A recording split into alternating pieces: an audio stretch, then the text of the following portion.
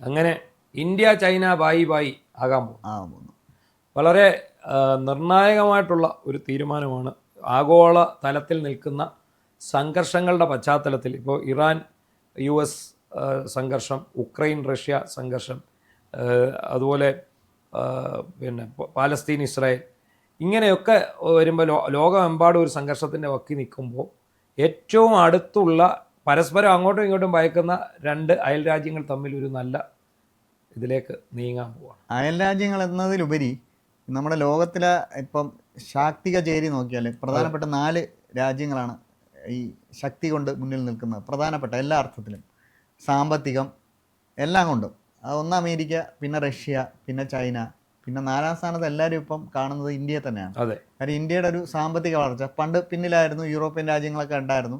പക്ഷേ ഇന്ത്യയുടെ ഒരു ജനസംഖ്യയും പിന്നെ അതിനൊപ്പം തന്നെ പെട്ടെന്നുണ്ടായൊരു സാമ്പത്തിക കുതിച്ചുകയറ്റം ഇന്ത്യ ബാക്കി എല്ലാവരും യൂറോപ്യൻ രാജ്യങ്ങൾ ഓരോന്നോരോന്നായിട്ട് പിന്തള്ളി വരികയാണ്. അപ്പോൾ ഇന്ത്യ ഉറപ്പായിട്ട് ഈ 4ാം സ്ഥാനത്തെത്തുന്നു. അങ്ങനെ ലോകത്തെ ഏറ്റവും പ്രധാനപ്പെട്ട 4 ശക്തികൾ, വലിയ ശക്തികൾ എന്ന് പറഞ്ഞാൽ ഇത് അമേരിക്കയും റഷ്യയും ചൈനയും പിന്നെ ഇന്ത്യയും ആവുന്ന ഒരു ലോകക്രമത്തിലേക്കാണ് നമ്മൾ പോയിക്കൊണ്ടിരിക്കുന്നത്. എല്ലാവർക്കും അറിയാം.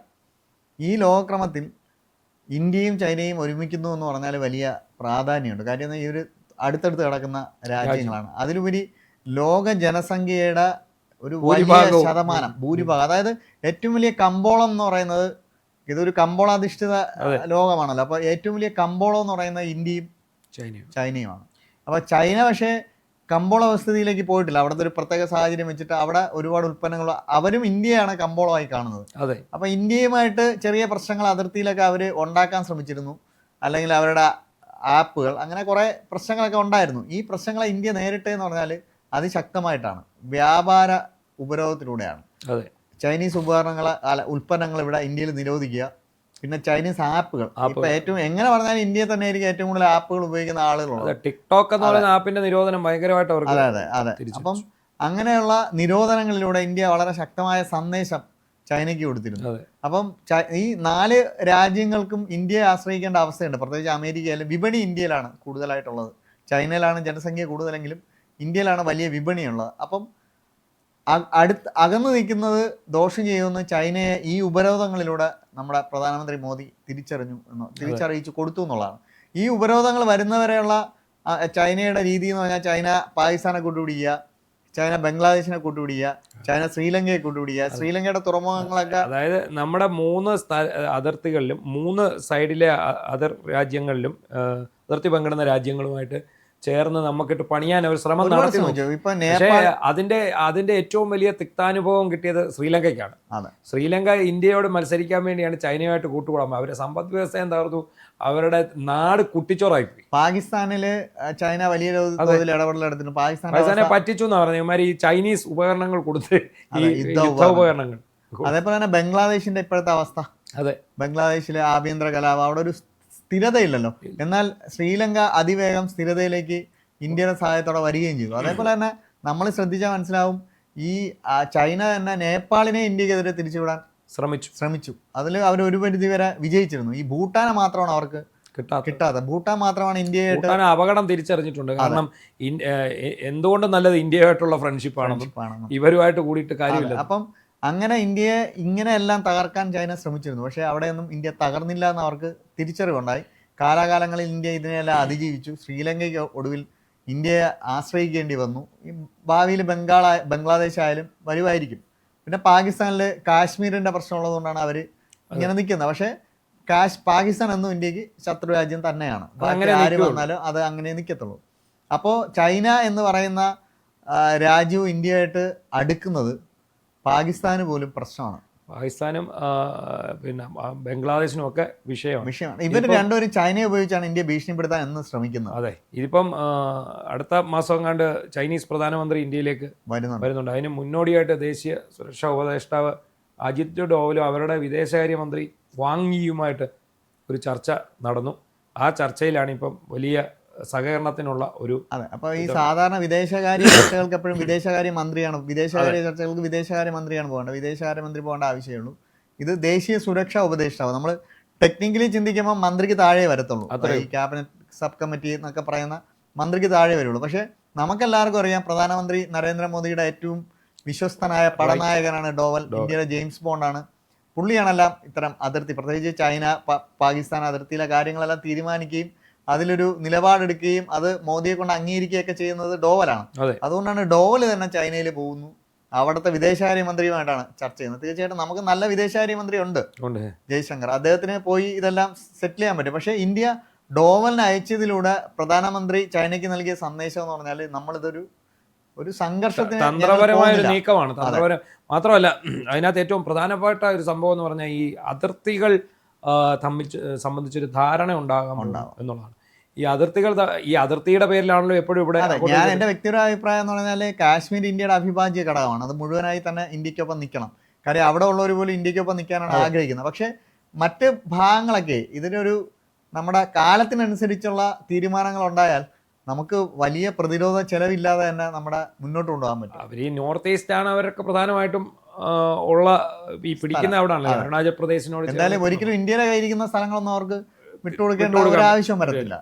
ഇതിപ്പോൾ ഇന്റർനാഷണൽ ഒരു ലൈൻ ഉണ്ടല്ലോ, ഒരു അതിർത്തി ലൈൻ. ആ ഒരു അതിർത്തി ലൈൻ ഉപയോഗിച്ച് മുന്നോട്ട് പോവുക. ഏതാണ്ട് ഒരു 8 നിർദ്ദേശങ്ങളാണ് പ്രധാനമായിട്ടും ഇതിനകത്ത് മുന്നോട്ട് വെച്ചിരിക്കുന്നത്. ഇതിനകത്ത് ഏറ്റവും വലിയ മറ്റൊരു നേട്ടം കൂടിയുണ്ട്. ഇന്ത്യ, ചൈന, റഷ്യ ഈ 3 ചേർന്നിട്ട് ഒരു അലയൻസ് വരികയാണ്. അതാണ് ഞാൻ പറഞ്ഞത്. 4 രാജ്യങ്ങൾ, പ്രധാനപ്പെട്ട 4 രാജ്യങ്ങളിൽ 3 രാജ്യങ്ങൾ ഇന്ത്യക്ക് റഷ്യയുടെ യാതൊരു പ്രശ്നമല്ല. റഷ്യ ഇന്ത്യയാണ് ഏറ്റവും വലിയ പങ്കാളി അയക്കാൻ ആഗ്രഹിക്കുന്നത്. ഇന്ത്യ ഇപ്പോൾ ഉപയോഗിക്കുന്ന മുഴുവൻ എണ്ണയും റഷ്യയുടെ എണ്ണ മാത്രമാണ് ഉപയോഗിക്കുന്നത്. ആയുധങ്ങളാണെങ്കിലും അങ്ങനെ എല്ലാ വിധത്തിലുള്ള കാര്യത്തിലും എന്ത് കാര്യത്തിനും റഷ്യക്കൊപ്പമാണ് ഇന്ത്യ നിലകൊള്ളുന്നത്. പിന്നെ ഇന്ത്യയെ സംബന്ധിച്ചിടത്തോളം ഇന്ത്യ ഒരു യുദ്ധത്തിലും പക്ഷം പിടിക്കുന്നില്ലല്ലോ. ഇറാൻ പിന്നെ അമേരിക്ക യുദ്ധം അവിടെ പക്ഷം പിടിക്കാൻ പോയിട്ടില്ല. ഈ യുക്രൈൻ യുദ്ധത്തിൽ പക്ഷം പിടിച്ചിട്ടില്ല. അപ്പോൾ നമ്മളെ സംബന്ധിച്ചോളം നമ്മുടെ ഈ നിഷ്പക്ഷ നിലപാടുള്ളത് കൊണ്ട് നമുക്ക് എല്ലാവരുമായിട്ടും ഒരേ രീതിയിൽ തന്നെ മുന്നോട്ട് പോകാൻ സാധിക്കും എന്താണെങ്കിലും. പക്ഷേ ഈ റഷ്യയും ഇന്ത്യയും തമ്മിൽ മുന്നോട്ട് പോകാനുള്ള ഒരു പ്രധാന തടസ്സം ചൈനയും ഇന്ത്യയുമായിട്ടുള്ള അഭിപ്രായ വ്യത്യാസങ്ങളാണ്. കാര്യം ചൈനയും റഷ്യയും തമ്മിൽ നല്ല ബന്ധമാണുള്ളത്. എപ്പോഴും റഷ്യക്ക് ചൈനയെ, അമേരിക്കയുടെ ആംഗിൾ കിടക്കുന്നത് കൊണ്ട് തന്നെ റഷ്യക്ക് ചൈനയെ എപ്പോഴും മുഖവിലേക്ക് എടുക്കേണ്ട ഒരു സാഹചര്യമുണ്ട്. പ്രത്യേകിച്ച് കമ്മ്യൂണിസ്റ്റ് രാജ്യം അങ്ങനെയൊക്കെ പറയുന്ന ഒരുപാട് പ്രശ്നങ്ങളുണ്ട്. അപ്പം ഇന്ത്യയും ചൈനയും കൂടെ അടുക്കുമ്പോൾ അതിൽ ഏറ്റവും കൂടുതൽ സന്തോഷിക്കാവുന്ന റഷ്യ ആയിരിക്കും. അതെ, അവരുടെ ഒരു വലിയ തൊല്ല ഒഴിഞ്ഞു. അതേപോലെ ഏറ്റവും കൂടുതൽ ഭയപ്പെടുന്ന പാകിസ്ഥാനുമായിരിക്കും.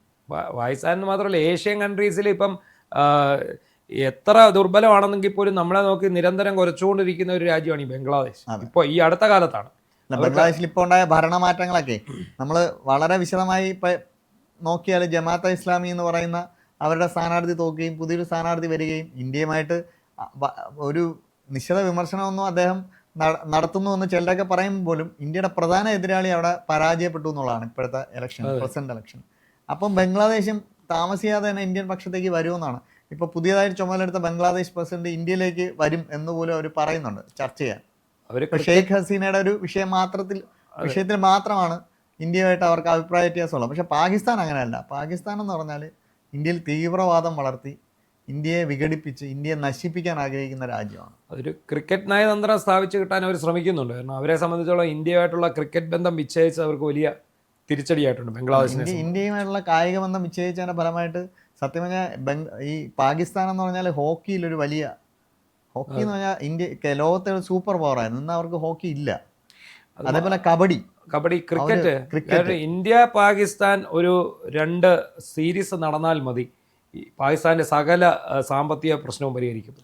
കാരണം അതൊരു പരിധി വരെ ഇന്ത്യ ഇവിടെ നിന്ന് അവിടെ കളിക്കാൻ ചെല്ലുക എന്ന് പറഞ്ഞാൽ അവരെ സംബന്ധിച്ച് വലിയ നേട്ടമാണ്. അതുപോലെ ഇന്ത്യയിൽ വന്ന് അവർ കളിച്ചാൽ അത് അതിനേക്കാട്ടിൽ വലിയ നേട്ടമാണ്. പക്ഷേ ഇന്ത്യ പാകിസ്ഥാനിൽ പോയി കളിക്കുന്നതിൽ ഒരുപാട് സുരക്ഷാ പ്രശ്നങ്ങളുണ്ട്. കാര്യം ശ്രീലങ്കൻ ടീം അവിടെ പോയപ്പോൾ നമ്മൾ കണ്ടതാണ് ആ വെടിവയ്പ്പും ബഹളവും. അതുകൊണ്ട് ഒരിക്കലും ഞാൻ പറയാം, അങ്ങനെ ഒരു പാകിസ്ഥാൻ എന്ന് പറഞ്ഞാൽ തീവ്ര സ്റ്റേറ്റ്. ഇപ്പം തന്നെ ജെയ്ഷെ മുഹമ്മദിൻ്റെ ആസ്ഥാനം തകർത്തതാണ് ഇന്ത്യ. അതിവേഗം പുനർനിർമ്മിച്ചു കൊടുത്തിരിക്കുകയാണ് സർക്കാർ.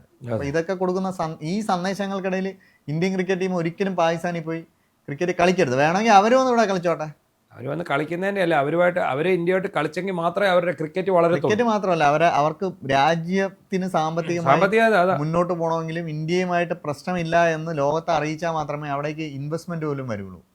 അതാണ്, അങ്ങനെയാണ്. എന്തായാലും നമ്മുടെ നാടിനെ സംബന്ധിച്ച്, നമ്മുടെ രാജ്യത്തെ സംബന്ധിച്ചിടത്തോളം നരേന്ദ്രമോദിയുടെ ഭരണത്തിന് കീഴിൽ ഒരു വലിയ മുന്നേറ്റം തന്നെയാണ്. വലിയ നയതന്ത്ര മുന്നേറ്റമാണ്. നയതന്ത്ര മുന്നേറ്റമാണ്. ഇവിടെ പല തരത്തിലുള്ള വിമർശനങ്ങൾ അദ്ദേഹത്തിനെതിരെ ഉയരുന്നുണ്ട്. പക്ഷേ നമ്മുടെ രാജ്യത്തിൻ്റെ സേഫ്റ്റി നോക്കുമ്പോൾ, രാജ്യത്തിൻ്റെ വളർച്ച നോക്കുമ്പോൾ, സമ്പത്ത് ചൈന ആ മേഖലയിലെ